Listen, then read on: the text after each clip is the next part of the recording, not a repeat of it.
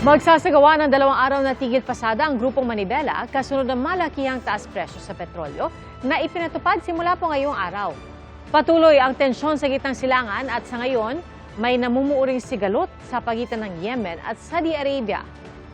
Saksi si Bernadette Reyes. Habang nagpapatuloy ang mga pag-atake ng Amerika sa Iran na ngayon nasa ika-10 araw na, may namumuong tensyon sa pagitan ng Yemen at Saudi Arabia. Ang grupong Houthi na kaalyado ng Iran nagdeklara ng naval blockade laban sa Saudi Arabia dahil sa anilay pangiipit at pagbablockade umano ng Saudi sa Yemen. Ang Saudi Arabia kinondena ang alegasyon ng mga Houthi. Gagawin daw nila ang lahat para protektahan ang kanilang mga barko. Mahigit 1 dekada ng sigalot sa pagitan ng mga Houthi at ng Saudi. Naglunsad ang military intervention ng koalisyon ng Saudi at iba pang Arab states nang kubkubin ng mga Houthi ang kabisera ng Yemen noong 2015.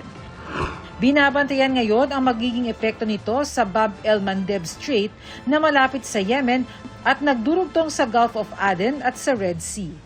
Nagsisilbing daanan ng langis mula sa Saudi Arabia ang naturang daluyan, lalo't sarado ang Strait of Hormuz dahil sa gera sa pagitan ng Amerika, Israel at Iran. Nitong Hunyo, umabot sa 7% ng global oil output ang idinaan sa Bab el-Mandeb. Ang tensyon sa gitnang silangan ramdam ng bulsa ng mga tsuper, lalo ngayong nagpatupad ang mga oil company ng big-time oil price hike. Sa monitoring ng Department of Energy, 4 na magkakasunod na linggo nang tumataas ang presyo ng produktong petrolyo. Para maibsan ang epekto nito, ginawa ng utay-utay ng ilang oil companies ang dagdag presyo ngayong linggo. Pero mabigat pa rin daw lalo na sa mga pumapasada. Lalo't halos umabot na sa 90 pesos ang kada litro ng diesel. Wala na tayong magawa dyan, ganyan na talaga yan. Pagbaba nila, piso, pagtaas, 10. Biyahe pa rin, kung may kikitain pa, kung wala na, tigil na. Bukas magsisimula ang 2 araw na transport strike ng Grupong Manibela. Maaari pa raw itong umabot hanggang Biyernes, July 24. Makarinig lang ng chismis ang mga oil companies at ang Department of Energy na may gera sa gitnang silangan. Agad na silang magtataas ng presyo. Dapat i-unbundle po ninyo yung presyo ng mga produktong petrolyo para makita natin magkano talaga ang pag-angkat, magkano ang ginagamit o ang gastos.